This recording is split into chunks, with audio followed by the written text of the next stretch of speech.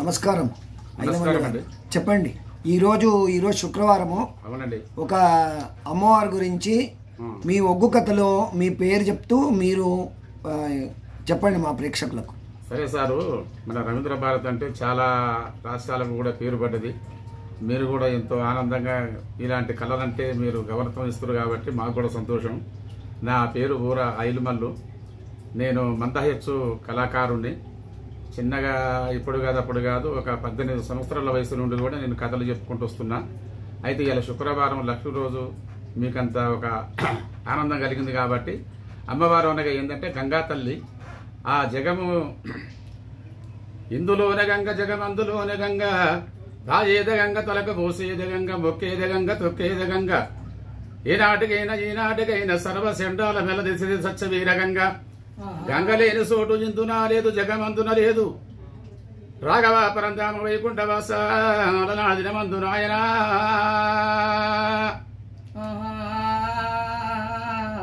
నేటికి ఒక నాటికి అమ్మవారి శాంతి లోకమాత లోకాన్ని కాపాడుతూ ఉన్నది, లోకాన్ని గనక సృష్టించుతున్నది. నేటికి గంగదేవి కనుక అయ్యో రాఘవ అటువంటి యాదవలే కాదు, దేవాన దేవతలు దేవగిరి రాజులు సోదరి 18 జాతికి ఆ తల్లి కనుక సహాయకారం ఇస్తాయి ఉన్నది. శరణు శరణు మాయంబురాని శంబాబురాన గంగా ఊరాన కారణించు ధనమకొండ గంగా ఊరాన శంబాబురాన.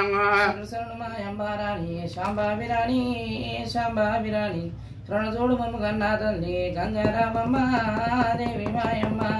12 వస్తముల భాగవతి గంగా, భాగవతి గంగా, దొడ్డిలోనే పుట్టినావు దొనకొండ గంగా, దొనకొండ గంగా. 12 వస్తముల పార్వతి గంగా, పార్వతి గంగా, గంగ నిన్ను కొలిసేది గరుడు పారమ్మ, రాజు పారమ్మ. గంగా శాంతి లోకమాతవమ్మ యమదురికి రాని అలనాడు గనక యాదవులు పాండవులు సోదరి 18 జాతి నిన్ను కొలిసిండ్రు తల్లి. ఊరు ఊరికి దూపాలుగా మందున నిన్ను గనక కొలిసి నిన్ను గనక తలసి నీ అందున జనులకు నీవు గనక సహాయకారం ఇచ్చినవమ్మ. శాంబివులు ఒక మాతవమ్మ యముదురికి రాని 7 వాళ్ళ గంగ, విద్యలో గంగ, పాడి పంటల గంగ, పదములు గంగ, అందులో గంగ, జగమంతులు గంగ. ఆనాటికైనా ఈనాటికైనా గంగ లేని చోటు అందులో లేదు, జగమంతున లేదు. అలనాడు మాత్రం యాదవ పెద్దిరాజు గారముల కోట మీద ఒరిగిపోతే అమ్మవారి గనక రాఘవ అటువంటి పెద్దిరాజు శపం కాడికి వచ్చింది. శపం కాడికి వచ్చి ఒక పెద్దిరాజు శపం గనక కాపాడి గంగదేవి. అక్కడ ఒక తల్లేడు బోనాలు చేసింది అమ్మవారి గంగ. అక్కడ ఉన్న జనులు ఒకమంత తల్లేడు బోనాలు చేసి యాపరిల్లు గనక ఆ బోనానికి దాపి మల్లెపూల దండలు కట్టి పసుపు కుంకుమ గనక తల్లికి ఆరంభం చేసిండ్రు. అప్పుడు శాంబివులు ఒక మాత గనక బోనాల పండగ అటువంటి ఒక దైవరాజు చెయ్యంగా ఎంతో సంతోషించింది, ఎంతో ఆనందపరిచింది, ఎంతో జనల గనక రాఘవ పంట పండించింది సత్యవీరగంగా. పంటలు పైరు పండించే దేవతలు ఒక మాత ఆనాడు గనక బోనమంట తల్లికి చాలా ఇష్టమయ్యా. ఇక పసుపంట తల్లికి చాలా ఇష్టమయ్యా, కుంకుమంట తల్లికి చాలా ఇష్టమయ్యా. గంగే కాదు, లక్ష్మీదేవి కూడా, సరస్వతి కూడా, పార్వదేవి కూడా. అలాంటి ఒక దేవతలు గనక తిరుపతి ఎంకన్న గుళ్ళెం ఉన్న అమ్మవారి గనక అటువంటి ఒక దేవత కూడా, అటువంటి ఒక రేణుకెళ్ళమ్మ కూడా పసుపు పంటారంటే చాలా ఇష్టం కాదా. కంచి కామాస్త్రి తిరుపతి, ఎగువ తిరుపతి, దిగువ తిరుపతి ఆనాడు గనక దేవస్థానాలు గనక ముందుగాల పసుపు కుంకతోటి ఆరంభం చేసి కొబ్బరికాయ కొట్టి కొబ్బరికాయ తర్వాత దేవతల గనక ఆరంభం అవుతుంది. అన్ని దేవతల కంటే మంత వీరగంగ మైలారు గంగ శాంబివులు ఒక మాత చాలా గొప్ప తల్లి ఆ గంగదేవి.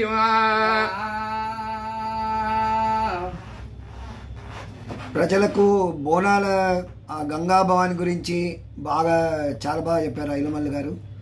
ఈ బోనాల ప్రాముఖ్యత గురించి చెప్పండి. బోనాల విశేషం అంటే సారు, ఇప్పుడు ఆషాఢ మాసంలో బోనాల పండుగ చేసేది కరెక్ట్. ఇప్పుడే కాదు, ఆనాడు దేవత కాలం నుండి కూడా ఇలాంటి ఒక బోనాల పండుగ అనేది వచ్చింది. ఇప్పుడు మన హైదరాబాదు గోలుకొండ జగదాంబ, ఇక్కడ ఉన్న తల్లి దేవత సికింద్రాబాదు ఆ దేవత ఉజ్జయిని మహంకాళి. ఆ తర్వాత హైదరాబాద్ రాష్ట్రానికి మొదలు, నాకు చూడ దేశానికే మొదలు అనుకుంటా ఈ రెండు ఇక్కడ పండుగ చేయడం.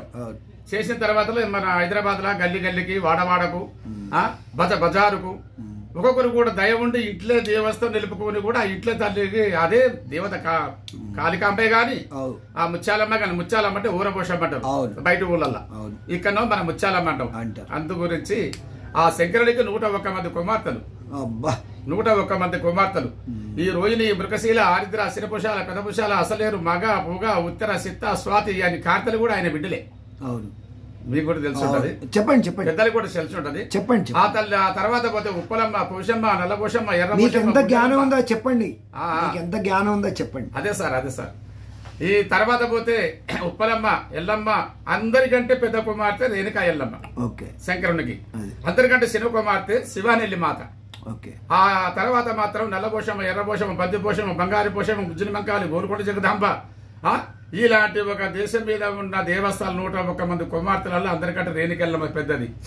ఆ తర్వాత ఎందుకంటే ఈ యొక్క సంతోషంగా ఫస్ట్ బోనం చేసేది ముత్యాలమ్మ. మన చరిత్రలో ఉంది, అవును, ఆనాటి నుంచి కూడా ఉన్నది. ఇప్పుడు మన దేవస్థానాలు పెద్దగా ఉన్నాయి కాబట్టి గోల్కొండ జగదాంబ, ఉజ్జిన మంకాలి, ఈ గంగాదేవి బిడ్డలే, అవును, పార్వతికి బిడ్డలే, అంతే, శంకరునికి బిడ్డలే, అంతే. మనకు తల్లులు తల్లి దేవతాన్ని మొక్కుతాం, చెయ్యెత్తి మొక్కి కొబ్బరికాయ కొట్టి ఇంత కలుషాకార పోస్తాం, ఆ తర్వాత పసుపు కుంకుమ పెడతాము, ఆ తర్వాత భక్తి భక్తి ఉన్నోళ్ళు కూడా ఇంత యాటను కూడా కోసుకుంటారు పక్క సైడ్, అంతేలే. ఆ తర్వాత చుట్టాలు వస్తారు, పక్కాలు వస్తారు, ఎంతో ఆనందంగా వైభవంగా చేస్తాం. అంతే, అన్ని పండుగల కంటే రోగాలు కూడా రాకుండా, ఈ వర్షాకాలం కాబట్టి ఈ రోగాలు రాకుండా ఉండడానికి కూడా ఇవన్నీ చేస్తాం. ఈ రోగాలు ఇప్పుడు ఏంటంటే వర్షాకాలం పడుతుంది సార్. ఈ వర్షాకాలం వల్ల ఈ యొక్క భూమి మీద ఏంటంటే ఎండిపోయిన గడ్డి ఇవాళ దాకా ఎండిపోయింది, ఇప్పుడు పచ్చగా లేస్తుంది. ఆ పచ్చగడ్డి మనం దొక్కుతాం బయటి స్థలముల, అవును, దాని మీద కొంత రోగం నొప్పి అనేది మనకు అంటకపోయి దీని వల్ల ఏంటంటే ఒక సలిజరము, అంతే, దగ్గుపరిశాలు, తర్వాత పోతే చిన్న పిల్లలకు ఎంతెందో యాసిడ్ వస్తుంది. ఇలాంటి పెద్దలకు కూడా కొన్ని రోజుల దాకా కూడా చాలా జ్వరాలు వచ్చి పండుకుంటారు. అయితే దీనికి దేవుడు సృష్టించింది మన నెలల వల్ల కాలేదు. దాని గురించి ఫస్ట్ ఒకటి విశేషం ఏంటంటే సారు, ఆ పెద్దలాంటి చరిత్రలో కూడా ఉంది. ఫస్ట్ వంటకు పోతారు అన్నట్టు, అవును, చెట్ల కిందికి, అవును, వంటకు అంటే చెట్ల కిందికి పోతారు. ఒక దేశాన వనభోజనం అంటారు, ఒక దేశాన వంటకు పోయినాం అంటారు, ఒక దేశాన చెట్ల కింద పోయినామంటారు. చెట్ల కింద పోయినామంటారు. ఆ చెట్ల కింద పోయినది అన్నది, వనభోజనం పోయినది, ఈ వంటకు పోయినది, ఇవన్నీ ఒకటే. అంటే దేశం తీరి కుల భాష వస్తుంది. ఆ దేశం తీరి కుల భాష అంటారు సార్. ఆ ప్రకారంగా ఫస్ట్ వంటకు పోయినాక ఈ దేవస్థలకు మొక్కినాక అట్లా పోయితే కూడా ఆరోగ్యానికి మంచిది, ఫ్రెష్ గా ఉంటది, ప్రాణాలు ఆనందంగా ఉంటాయి. మన మీద ఉన్న కర్మం ఎండాకాలంలో ఏంటంటే ఎంతో ఉడుకుకు మన వేడి ఉంటది, ఆ వేడి దొరికిపోతుంది, ఆ సంతోషంగా దేవత మనందరం సహాయకారం ఉంటది కాబట్టి మనందరం సహాయకారం ఉంది. మన పిల్లలు గాని, మన ఇంట్లో పంట గాని, పైరు గాని, ఇప్పుడు పల్లెటూరులో గొర్రెలు ఉంటాయి, గొడ్లు ఉంటాయి, మేకలు ఉంటాయి, పశువులు ఉంటాయి, చిన్న చిన్న పిల్లలు ఉంటారు. తెలంగాణ ప్రజలకు మీ ఆశీర్వచనం ఇవ్వండి.